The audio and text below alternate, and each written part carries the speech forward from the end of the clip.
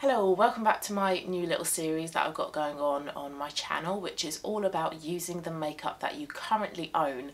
And the aim of this is hopefully to stop you getting so tempted by new makeup releases and just to use what you currently have and to get some joy out of the items that you spend your hard-earned money on. And my focus with this new series is on eyeshadow palettes, and today's eyeshadow palette is an OG palette, ABH Modern Renaissance. This palette was released way back in 2016 and this was such a popular eyeshadow palette back in the day. There were so many videos on this palette here on YouTube and I was a little bit late to the game. I bought mine in 2021. This, along with Norvina, were the first ever eyeshadow palettes that I tried from ABH, and I've got to say that I am pretty impressed with the quality of these ABH palettes. And this is what Modern Renaissance looks like. So it is a pinky red eyeshadow palette, but you do have some really nice neutrals going on there, and if you are a regular to my channel you know how much I love me a neutral everyday wearable brown eyeshadow look, and it is no surprise that that is what I'm going to be doing in today's video. Now I have also filmed a Norvina video like this, and I said in that video that I bought that palette because it's a beautiful spring palette because it's got some lovely pastels in, but I don't touch those colours, and I've done the same thing with this palette. I don't touch the pinks or the reds. I kind of stick to the neutral shades within this palette. Also, I just want to say this room is connected to the kitchen and I think the air fryer has just gone on because it's lunchtime and my boyfriend's hungry, so sorry if you can hear that going on in the background, hopefully not. But anyway, back to this palette. I am just going to be doing a look with as many of the neutral shades within this palette as I possibly can. I have included this as part of my pan in every eyeshadow palette challenge, and I am very happy to say that I have hit pan in 3 of these shades. I've hit pan in Tempera, I've also hit pan in Vermeer and Primavera, and I've also got to say that I find this palette a lot easier to hit pan in compared to Norvina. I'm not really too sure what it is about Norvina that makes it more difficult for me to hit pan on, but yeah, really easy palette this one to hit pan on, and the shades are so easy to work with. They're really blendable, really buttery, and they've got a great level of pigmentation as well, and I find this a nice easy palette to use. I do just want to swatch a few of these shades just because I'm not really sure whether I like these few shades or not, because I don't really tend to use them. I am trying to figure out with this palette and also with Norvina what shades I want to focus on and what shades I don't. So if there are any cool tone shades within the palettes and any shades that I don't really kind of lean towards, I'm not going to focus on them as part of my pan in every eyeshadow palette. So I have just swatched a few on my hand here. They're not the best of swatches. At the bottom is Warm Taupe, and I do actually like this one. I think this one I will at some point focus on. In the middle is Antique Bronze, and I think this one is a little bit too reddy purple for me. And up the top is Cypress Umber, and this will be a really good brown liner shade. So I'm not going to include Antique Bronze, but the other two I will work on. So let's get started on putting some eyeshadow onto my face. Starting off with an eyeshadow primer, MAC Paint Pot in Painterly. And I don't know if I've said, but I am working with only natural lighting today because it is a really beautiful sunny day. I think it is still a bit cold, but the sun is out. And I have a window over there, so that's there. So that's where our light source is coming from. Eyeshadow primer done. Let's set that with a bit of Tempera. This is a great matte ivory shade for fair, light complexions as an all-over lid shade. These palettes do have a fair amount of kickback though when you dip your brush into it, so just kind of bear that in mind. But when you're applying them, I haven't experienced any fallout on my face, so that's fine. I'm going to use a couple of shades in this palette as crease shades. Golden Ochre I'm going to start off with. This is also quite a good lid shade, but I'm going to use this on a fluffy brush as my larger crease shade, and then I'll use another shade as a more defined crease shade.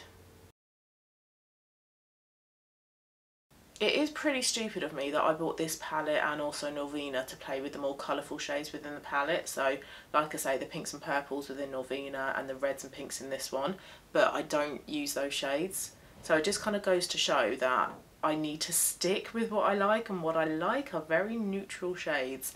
I know that might be boring to some people, but if you find what you like and it works for you, you know, there's no harm in sticking with that. And I'm not that creative with makeup now anymore. Like I say, I know what works for me and I stick with that.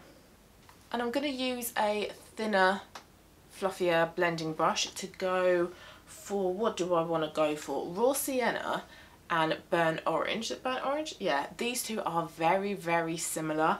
Burnt Orange is more orange, whereas Raw Sienna is more brown, but they're kind of similar in terms of level of colour. So one isn't particularly darker than the other, it just depends on the tone behind it.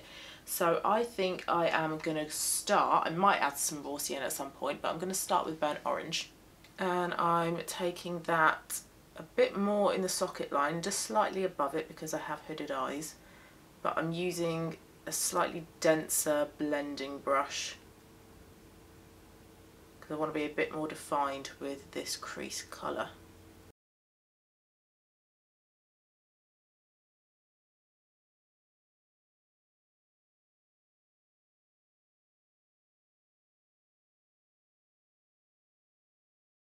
And then I'm going to take some of Raw Sienna, that other crease shade, and I'm going to run that under my lower lash line.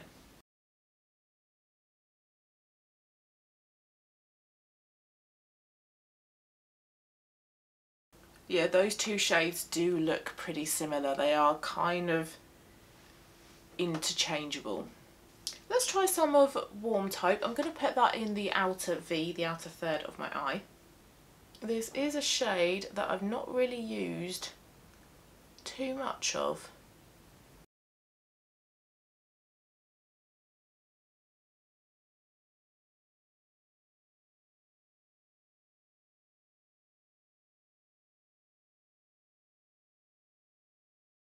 Now that is a lovely shade. Sometimes with taupe it can have a fair amount of purple behind it, whereas that has just got a slight amount, but it is still warm. I like that one. Just going to put a bit more of Burnt Orange back through the crease.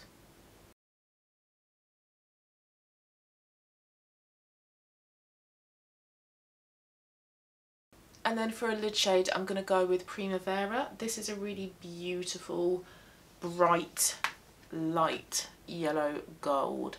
And with the shimmers in this palette and Norvina, and actually any other palette really, it is better to just use your finger. You get a better colour payoff.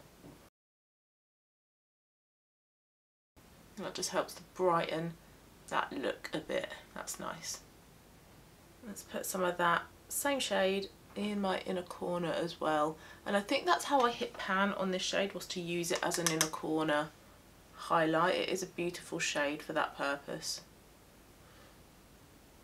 but it does also work really lovely just under, not under the brow bone, that's what I'm doing right now, all over the lid.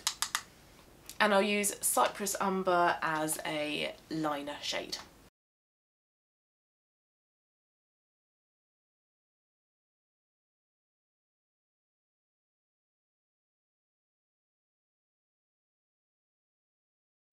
This is a really pigmented eyeshadow for a liner. This is working really well. And there we go, that is the final look with a couple of coats of mascara on as well. So hopefully if you have this palette and you've not used it in a while, hopefully this has kind of inspired you to get it out and start playing with that eyeshadow palette, or playing with some other makeup that you own that you feel like you haven't used in a long time.